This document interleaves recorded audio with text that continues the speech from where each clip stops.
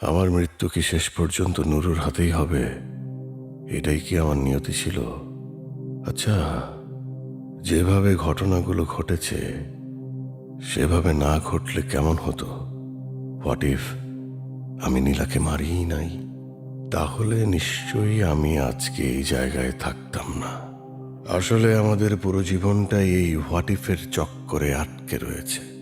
আমি আপনাদের আগেই বলেছি, নিজের স্ত্রীকে কোনোভাবেই মারবেন না, কখনো না। আপনি ধরা খাবেন। কিন্তু আমি তো নিজের স্ত্রীকে মেরে ফেলেছি, আমিও কি তাহলে ধরা খাবো?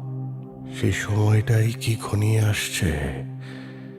কিন্তু আমি কিভাবে ধরা খাবো, সেই বিষয়টাই আমাকে ভাবায়। নীলার সুইসাইড লেটার আমাকে সাময়িক নিস্তার দিলেও আমি জানি বর্ষা যে নির্দোষ সেটা খুব তাড়াতাড়ি প্রমাণ হয়ে যাবে।